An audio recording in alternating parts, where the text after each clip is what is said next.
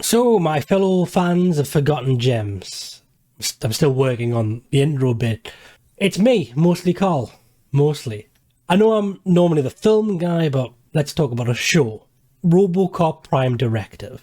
Now, I know what you're thinking. RoboCop? Wasn't that just a badass 80s movie? No. It was more of a collection of badass choices. Picture this. It's late 1990. And the TV networks are thirsty for some sweet sci-fi action. Enter RoboCop, strutting onto the small screen with a 4-part miniseries called Prime Directive. The premise? Our beloved half-man, half-machine, crime-fighting RoboCop returns to battle a whole new set of villains and deliver justice in a cybernetic package. Now you might be wondering, why haven't I heard of this show? That's where the mystery lies.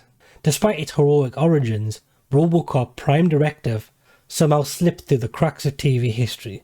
First off, the show had a name longer than my YouTube channel, Prime Directive. Did they think they were going to do some sort of sci-fi crossover with Star Trek?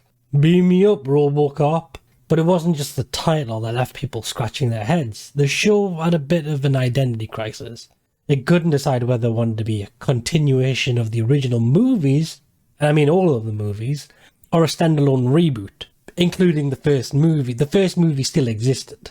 Being it was post all RoboCop content, it had already had 3 movies, a live-action TV show, 2 cartoons, a video game, a board game, probably a pillow, you know, one of them sex pillows, I don't know what they're called.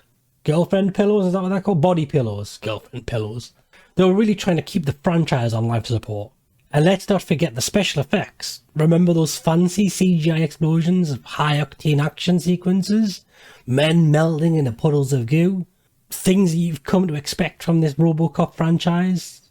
Well, they've obviously blown all the budget, because Prime Directive didn't quite deliver on the visual front. The first episode, Dark Justice,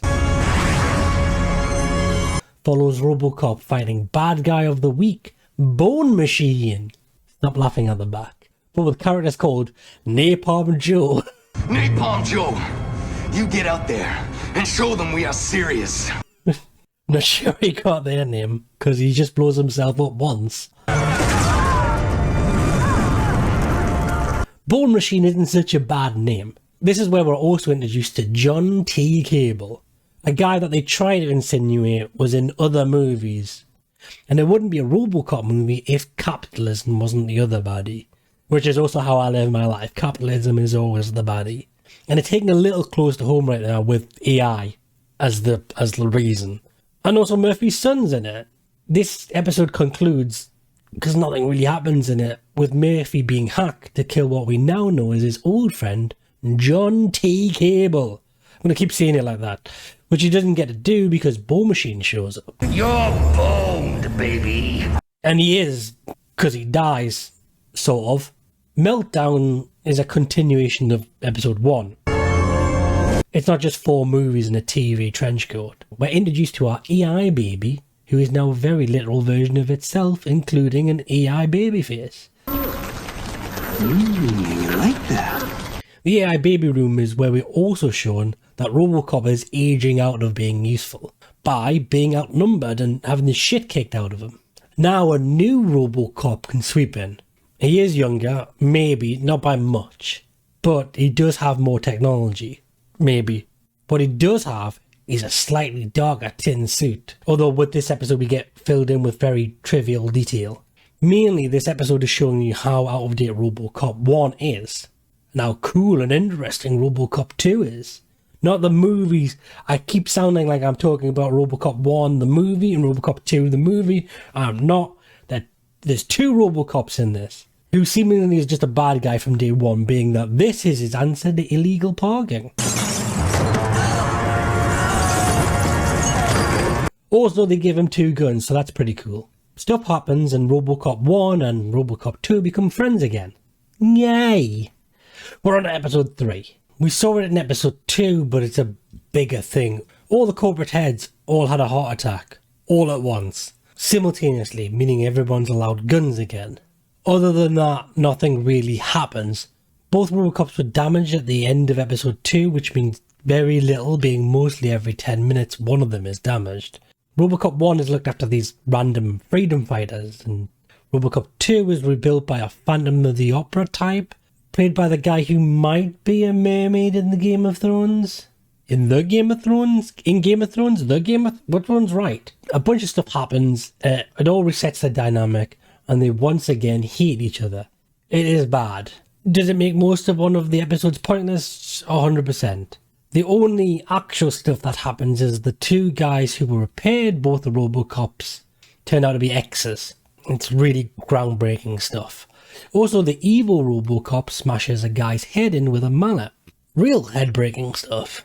The final episode, I'd say finally, but other than the lack of gore, this would have actually been a really good RoboCop film, but just one film. It does make 4 okay RoboCop TV episodes, but like many shows before it, a whole show can hinge on how good a last episode is. Again, they think RoboCop is dead. I think I mentioned that earlier. People think RoboCop's dead pretty much the entire time. And that's what they tell the media, or maybe they do know, I'm not 100% sure. It doesn't make too much of a difference anyway when RoboCop shows up and he's mate who looks like the Matrix. And then once again they do the RoboCop thing, taking down swarms of bad guys while supposedly not killing any of them. Except this guy who is 100% body bag.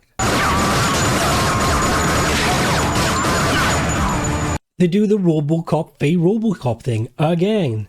In the end, evil RoboCop accepts his fate and saves Murphy from an EMP, wiping out the evil AI and making Murphy, well, Murphy again, fully. Because apparently the other films didn't do that. And that's it. To be honest with you, that's pretty much the entire thing. It could be cut down into a movie and it would be a really good movie. It's not a really good TV show, sadly. And it could be a really good RoboCop series with some trimming. But what couldn't be? But the real kicker was timing. RoboCop Prime Directive ended the scene when everybody was distracted by the shiny new toys of the 90s. We had the X-Files uncovering alien conspiracies, Buffy slaying vampires, the Matrix blowing minds left, right and centre. Poor RoboCop couldn't catch a break, and it's like showing up to a superhero party when everybody's already thrown down the capes and superpowers. So my friends, there you have it. The mystery case of RoboCop Prime Directive, a forgotten show lost in the shuffle of TV history. But hey, even though it didn't make a big splash then, it's still worth a watch now, for die-hard fans of the franchise. And just remember to bring a healthy dose of nostalgia and a pinch of forgiving for the low-budget effects. And who knows, maybe someday Prime Directive will rise from the ashes like a phoenix in cyborg form, reclaiming its rightful place among the cult classics. Until then, let's keep the memory alive, because every underdog deserves its day in the sun. Don't forget, be kind, rewind.